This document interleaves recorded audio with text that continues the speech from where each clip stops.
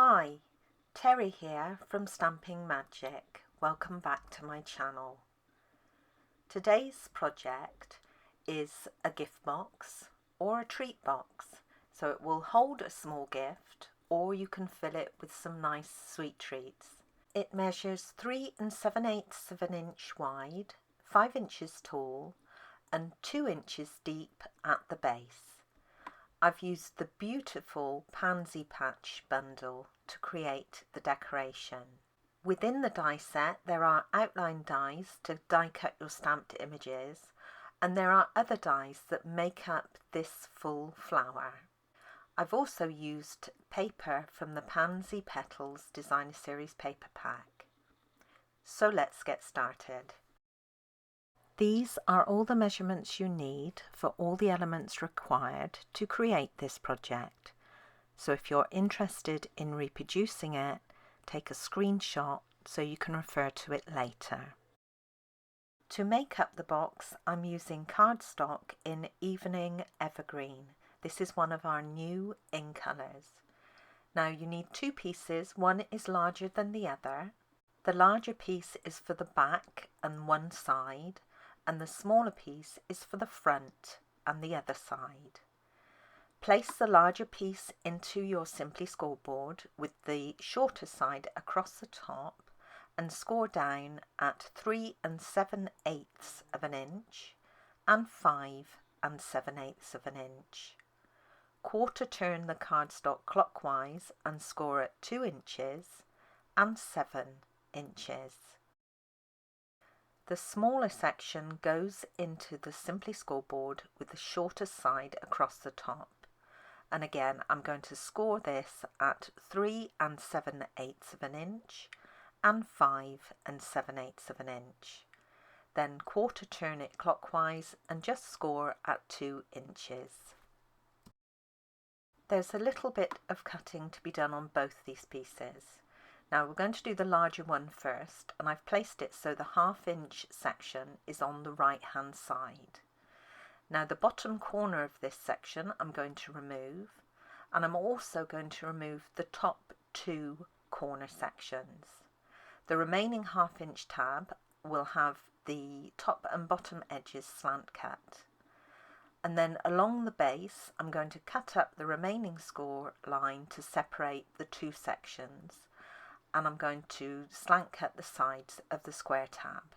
So I'm starting by removing that bottom corner, and at the same time I'm making the slant cut on the square tab on the base and that 1/2 inch tab. Then I'm removing the 2 sections on the top right, and again at the same time I'm making a slant cut at the top of that 1/2 inch tab.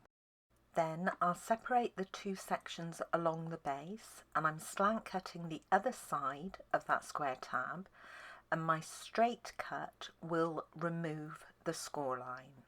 And it's a similar process for the other section. Again, I've got that 1/2 inch tab side on the right hand side, and I'm going to remove that right hand bottom corner. And I've slant cut the top and the bottom of the 1/2 inch tab. Then I'm going to separate the 2 bottom sections and again remove the score line and slant cut the square tab. I can then fold on all the score lines and burnish them with my bone folder.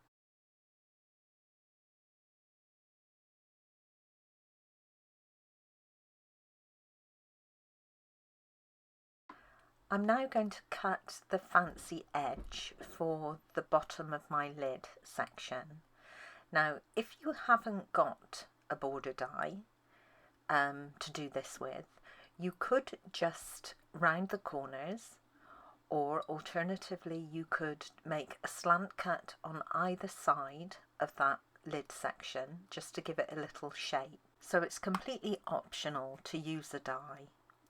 The die I'm actually going to use comes from the Scalloped Contours die set, and it's this beautiful scalloped border die. I'm going to fix the die into position just by using a little washi tape. I'm centering the die against my cardstock section And I want to make sure that the top of the scallops are just under the edge of the cardstock. And then once I'm happy, I'll secure with the washi. And then I can run it through. Make sure you fold that side section back so it's out the way and it's not going to get caught on your machine. Now, when I run this through, as soon as it gets past the die, and you'll hear the clump of it, if you like, I'm going to stop and run it back out again. I'm not going to run it all the way across the cardstock because marks from your plates can transfer to the card. And this is how it looks once I've run it through. So you can see that beautiful scalloped and the little dots underneath them all. I'm now going to join the two sections together, and to do this all I need to do is add glue along the 1/2 inch tab, then place the other section on top of it.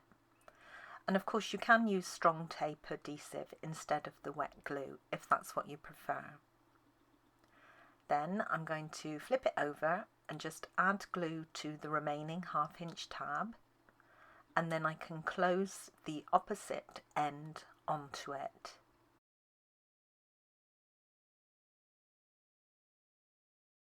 I realised here that I hadn't actually made the holes for my ribbon, and I should have done that before joining my box together, but because it still folds flat, it's not a problem, so I'm going to do it now. I'm using some grid paper to help me with the measurements, and basically I just want to add pencil marks where I'm going to punch the holes, and they're going to be in between the first and second scallop and the third and fourth scallop, and they're going to be about at the 1 inch mark, so about halfway down. And I'm going to punch the holes using my crocodile, the smallest hole punch, which I think is about 1/8 of an inch. Now, while the box can still be pressed flat, I'm going to add a mat of soft succulent, which is another of our new in colours, and a piece of the Pansy Petals Designer Series paper. And these are going to be positioned onto the front of the box.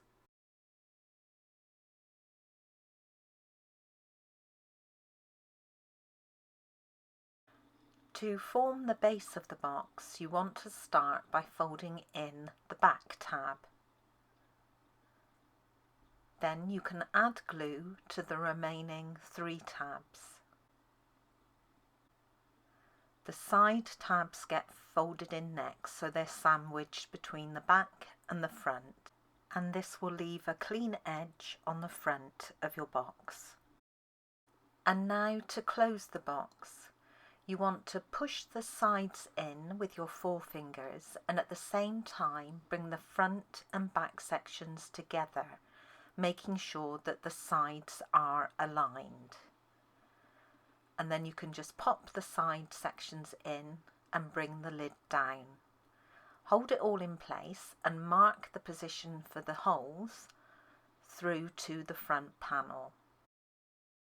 I'm using my crocodile again to punch the holes, again that smaller hole punch.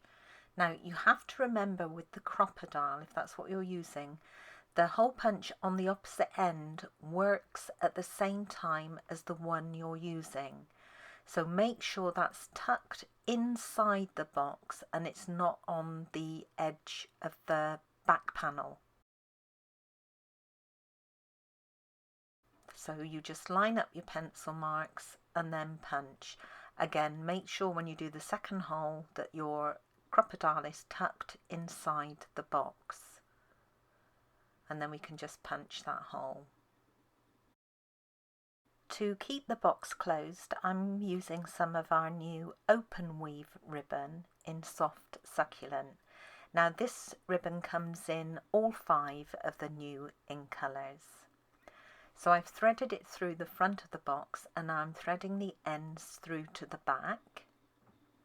I can then Just make sure that the ribbon isn't twisted inside before pulling it through and closing the box, and then I can tie my bow.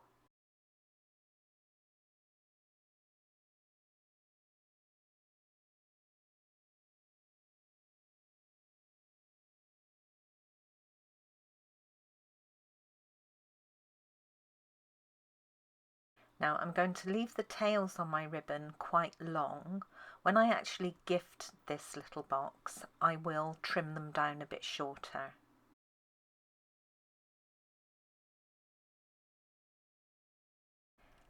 Here are all the die cut elements that you need to make up the large pansy flower and also the bud. Now this is a card I've created to match my box, and you can see there are 3 pieces that make up the bud, there are 6 that make up the leaves, and the rest are the main flower. Now I've used the pansy dies to create these, and I've separated my dies onto 2 magnetic sheets. So on one side I've got all the outline dies that match the images on the stamp set, as well as this little triple die here, which is the centre of the flower. And then on the other sheet I've got all the dies I need to make up the entire flower and bud. And I find it easier to do this and separate them, so I know immediately what I need to create the main flower. So I thought I'd show you quickly which dies create what. Starting with the bud, and we've got the stem, and I've cut that from Evening Evergreen. The little cap piece I've cut from Blackberry Bliss, and the bud itself is from Basic White. So 3 dies make up the bud. There are 2 dies for the larger leaf and 2 dies for the smaller leaf. One die cuts out the full leaf and it also embosses it, and then you've got an optional detail piece that you can add on top. I've created the full leaves from soft succulent cardstock and the detail pieces from Evening Evergreen. Now for the main flower, that's all the remaining items. So this main piece I've cut from Basic White, and it cuts and embosses beautifully. These next pieces I've cut from Rich Raspberry, and again they're cut and embossed as well. Now you could get away with just one of these pieces, but I like to use 2. The little triple die cuts 3 of the centre pieces, and I've cut that from Bumblebee cardstock. And then you've got the piece underneath it, the centre of the flower, I've cut from Blackberry Bliss, as well as all the edging bits. So this sort of C-shaped die I've used twice from Blackberry Bliss, and then the larger edge die I've used once from Blackberry Bliss. I'm going to add a little colour to some of these pieces just to stop them from being completely flat. It'll add a little dimension. So on the full leaves I'm sponging using a sponge dauber soft succulent ink along one edge. This is the only edge that will be exposed once I've added the detail pieces on top. Then I can go ahead and add the detail pieces on top of the full leaves. And once I've done that, I'm going to sponge the edges with Evening Evergreen.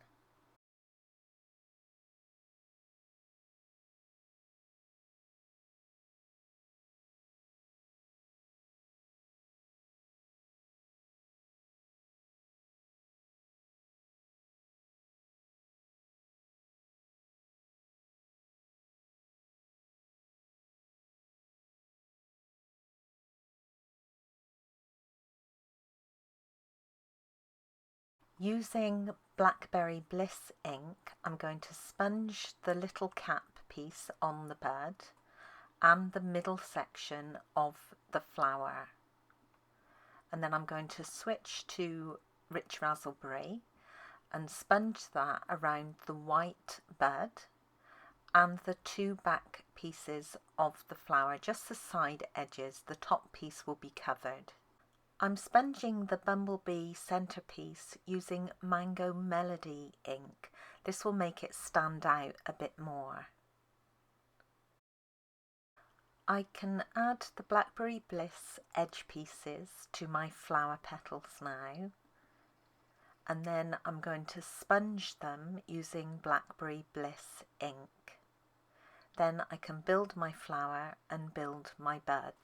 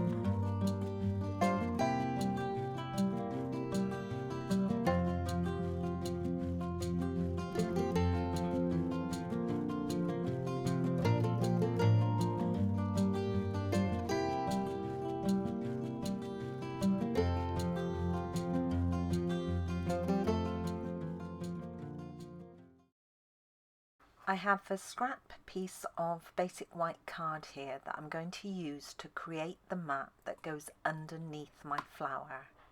Now on my card this was a rectangular mat, but it'll be too big for my box, so I'm going to reduce the size.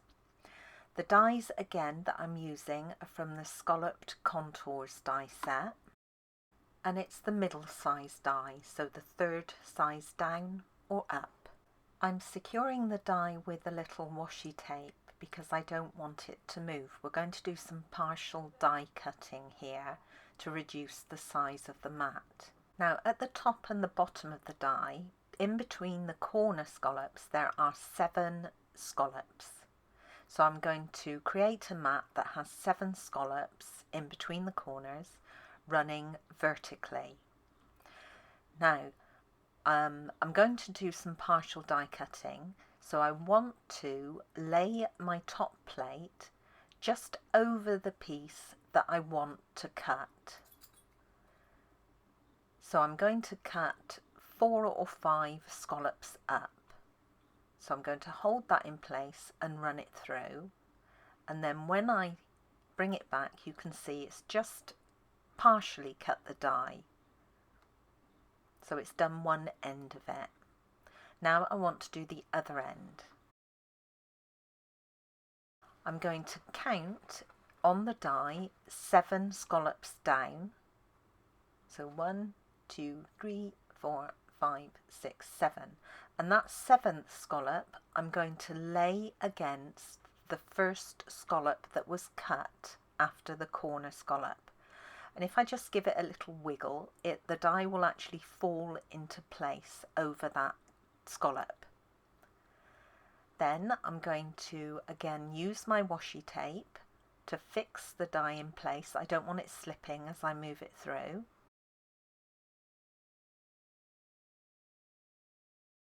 And this time I'm going to use my top plate over the uncut part of this scallop square. So again, I'm laying it over about 4 scallops up the die. I'll run this through and bring it back, and that should create my squarish mat. And it's only square-ish because for some reason the scallops on the top and the bottom are smaller than the scallops on the side.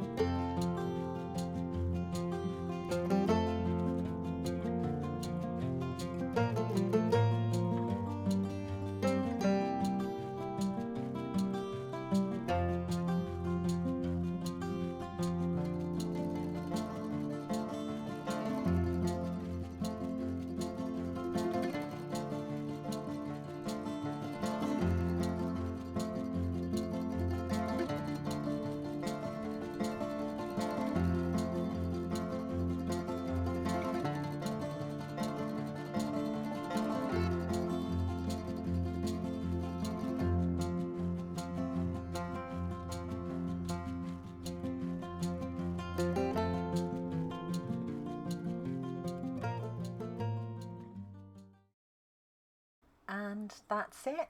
That's my little box complete.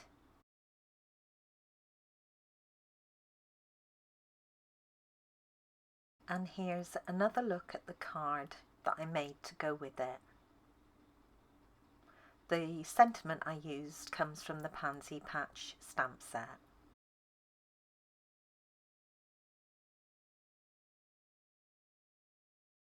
Thank you for joining me today. I hope you enjoyed this project. If you did, please give it a thumbs up and don't forget to subscribe and hit that notifications bell so you don't miss out on any future videos. Bye for now.